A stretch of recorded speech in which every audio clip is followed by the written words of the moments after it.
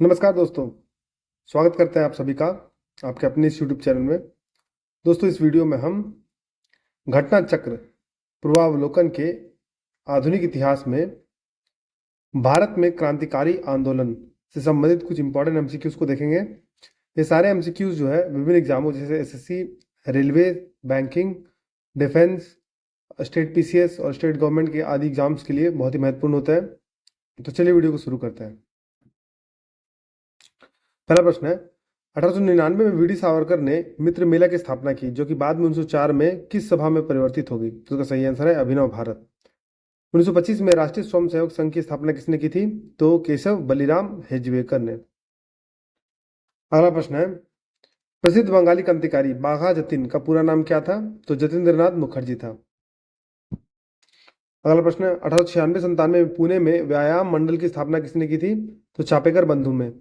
दोस्तों, चापेकर बंधु में दामोदर हरि चापेकर, बालकृष्ण हरि की चापेकर और वासुदेव हरि चापेकर तीनों आते हैं। तो अगला प्रश्न है, जून 1897 में पुणे के प्ले कमिश्नर रैंड और लेफ्टिनेंट आयरस्ट की हत्या किसने की? तो चापेकर बंधु ने की थी।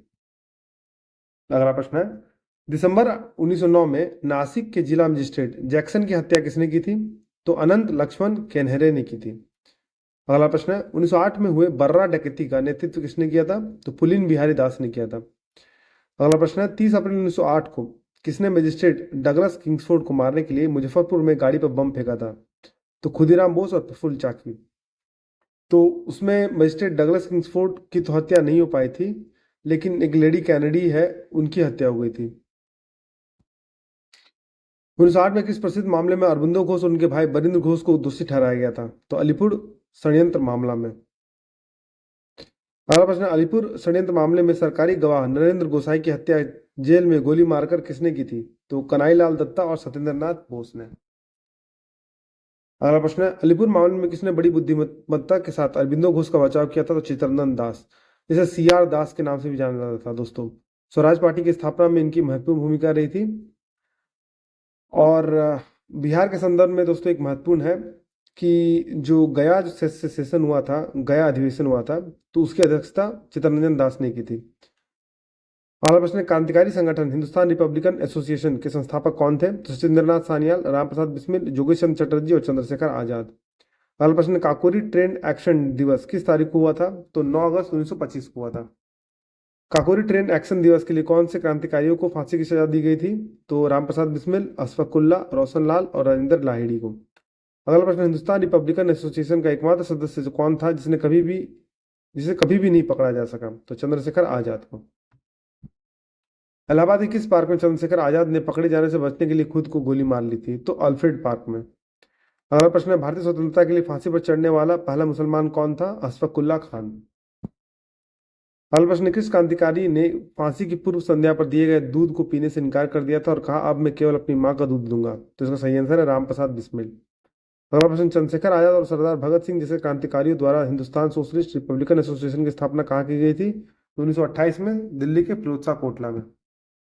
भगत सिंह ने पुलिस कमिश्नर सैंडर्स की गोली मारकर हत्या कर दी थी, क्योंकि तो उन्होंने शांतिपूर्ण जुलूस के खिलाफ लाठीचार्ज का नेतृत्व किया था, जिसके दौरान लाला लाजपत राय घायल हो गए तो बाद में उनकी मृत्यु हो गई थी। दोस्तों, साइमन कमीशन के विरोध में लाला लाजपत राय ने ये जुलूस के दौरान उन्होंने भाग लिया था। और जो भारतीय थे, जो मूल भारतीय थे, उन लोगों का यह कहना था कि साइमन कमीशन जो बनाया गया है उसमें एक भी भारतीय शामिल नहीं था।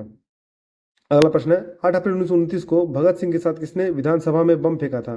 तो बटुकेश्वर दत्त ने। अगला प्रश्न है, युगांतर पार्टी का नेतृत्व किसने किया था? तो जतींद्रनाथ मुखर्जी ने किया था। अगला प्रश्न, अनुशीलन समिति की स्थापना किसने की थी? तो प्रथमनाथ मित्र ने की थी। अगला प्रश्न, 1913 में पटना में अनुशीलन समिति की शाखा किसने स्थापित की थी? तो सचिंद्रनाथ सान्याल ने। बंदी जीवन पुस्तक के लेखक कौन है? सचिंद्रनाथ सान्याल। बरिंद्र घोष किससे संबंधित है? तो अनुशीलन समिति से। बाल गंगाधर तिलक को लोकप्रिय रूप से लोकमान कब कहा गया था? तो क्रांतिकारी आंदोलन के दौरान। हिंदुस्तान रिपब्लिकन एसोसिएशन की स्थापना किस वर्ष हुई थी? तो 1924 में। हिंदुस्तान रिपब्लिकन एसोसिएशन की स्थापना कहाँ की गई थी? तो कानपुर में।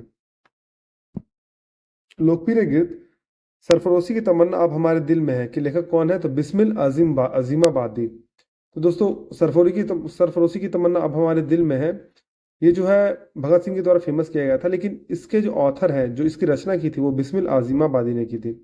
निम्नलिखित में से कौन सा काकोरी एक्शन दिवस से संबंधित नहीं है? तो भगत सिंह संबंधित नहीं है, जबकि राम प्रसाद बिस्मिल, रोशन सिंह और राजेंद्र लाहिड़ी इसी से संबंधित है। काकोरी एक्शन डे केस में सरकारी वकील कौन थे? तो जगत नारायण मुल्ला थे। निम्न में से कौन एक 1924 के कानपुर षड्यंत्र मामले में शामिल नहीं था? तो M.A. अंसारी।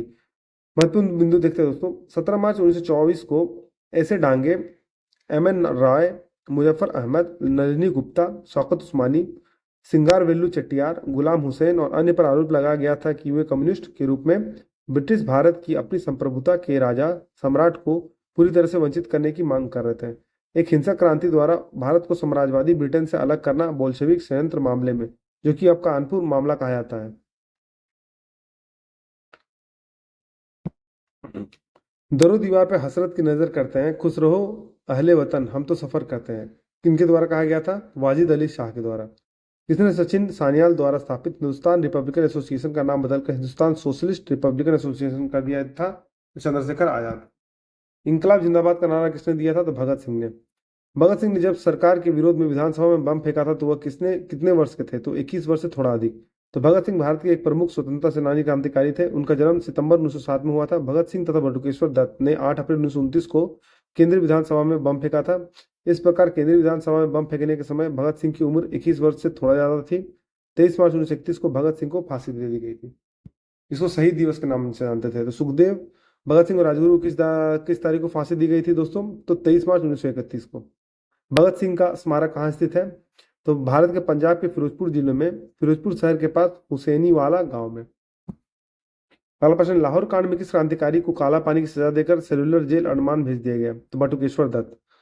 तो लाहौर षड्यंत्र केस के अंतर्गत गवर्नर जनरल द्वारा गठित विशेष ट्रिब्यूनल ने अक्टूबर 1930 में भगत सिंह, राजगुरु और सुखदेव को मौत की सजा सुनाई।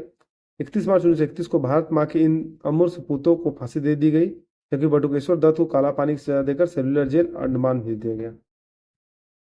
निम्नलिखित को मिलाइए। तो किसको किसको मिला, इसमें मिलान करना है दोस्तों। तो लाहौर का दूसरा मुकदमा 1930 ईस्वी में, काकोरी मुकदमा 1925 में, मेरठ मुकदमा 1929 में और कानपुर मुकदमा 1924 में। कानपुर मुकदमा जो दोस्तों सोशलिज्म पर आधारित था। तो लाहौर का प्रथम षड्यंत्र मुकदमा गदर आंदोलन के बाद वर्ष 1916 में तथा दूसरा षड्यंत्र मुकदमा भगत सिंह आदि के मामले में 1930 में हुआ था। तो पहला मुकदमा हुआ था 1916 में गदर आंदोलन के दौरान। निम्नलिखित युग्मों में से कौन सा सही सुमेलित नहीं है?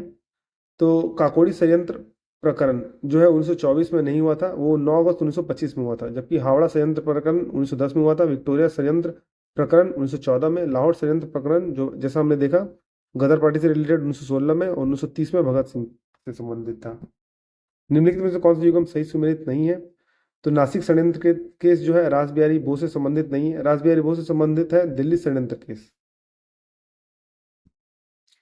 कौन सा सही ढंग से सुमेलित नहीं है? तो अलीपुर संयंत्र केस अशफाक उल्ला। तो अरविंदो घोष अलीपुर मामले से संबंधित है, जबकि हावड़ा संयंत्र से जतिननाथ मुखर्जी है, लाहौर संयंत्र से राजगुरु है, दिल्ली संयंत्र से अमीर चंद्र है। चटगांव शस्त्रागार छापे की योजना किसके द्वारा बनाई गई थी? तो सूर्य सेन के द्वारा।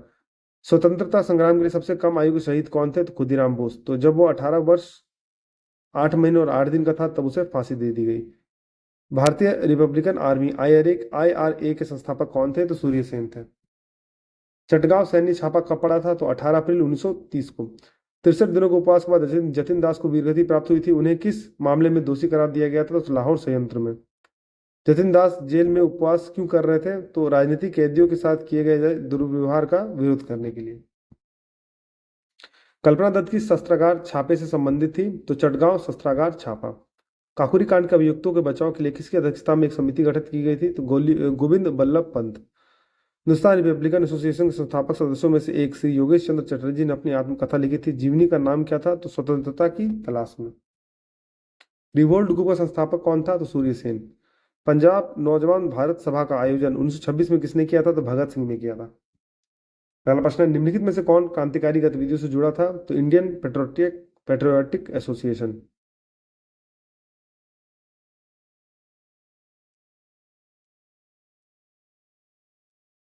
पहला प्रश्न, निष्क्रिय प्रतिरोध के सिद्धांत का जनक कौन थे? तो अरविंद घोष। निष्क्रिय विरोध के सिद्धांत का प्रतिपादन अरविंद घोष ने अपनी पुस्तक वंदे मातरम में किया था। उनका मानना था कि अंग्रेजों को अविलंब भारत छोड़ देना चाहिए। जब तक अंग्रेज ऐसा नहीं करते, तब तक उनके विरुद्ध विरोध प्रदर्शन करते रहना चाहिए।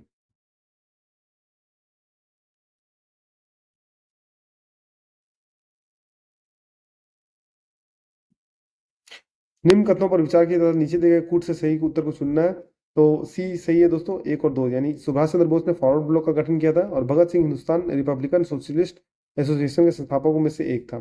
तो ये करेक्ट कर लीजिए दोस्तों, ये हिंदुस्तान सोशलिस्ट रिपब्लिकन एसोसिएशन था। तो दोनों सही है। निम्नलिखित में से किस क्रांतिकारी की फांसी गोरखपुर जेल में हुई थी? तो रामप्रसाद बिस्मिल की। निम्नलिखित में से किस क्रांतिकारी नेता ने कलकत्ता के क्रूर पुलिस कमिश्नर चार्ल्स टेगार्ट की हत्या का प्रयास किया था? तो गोपीनाथ साहा ने। निम्नलिखित में से किस महिला अधिक क्रांतिकारी ने दीक्षांत समारोह में अपनी उपाधि या डिग्री ग्रहण करते समय अंग्रेज गवर्नर कुलाधिपति पर गोली चलाई थी? तो बीना दास ने। तो फरवरी 1932 में बीना दास ने दीक्षांत समारोह में उपाधि ग्रहण करने के समय बहुत नजदीक से गवर्नर पर गोली चलाई थी। किसने कहा था आलोचना और स्वतंत्र चिंतन एक क्रांतिकारी की दो विशेषताएं हैं? तो किसने कहा था? भगत सिंह ने। लाठी क्लब की स्थापना निम्नलिखित में से किसने की थी? तो बाल गंगाधर तिलक ने की थी।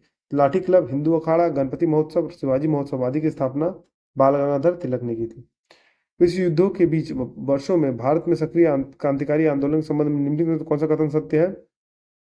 तो देखते हैं हम लोग दोस्तों, इसमें बी कथन सत्य है, यानी भगत सिंह नौजवान भारत सभा के संस्थापक थे।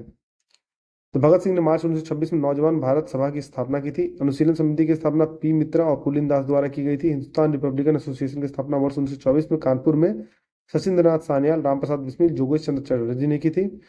सितंबर 1928 में चंद्रशेखर आजाद के नेतृत्व में दिल्ली में फिरोज शाह कोटला के मैदान में हिंदुस्तान सोशलिस्ट रिपब्लिकन एसोसिएशन की स्थापना हुई थी। निम्नलिखित में से 1926 में से गठित नौजवान सभा का प्रारंभिक सदस्य कौन नहीं था? तो इसका सही आंसर है अंबिका चक्रवर्ती।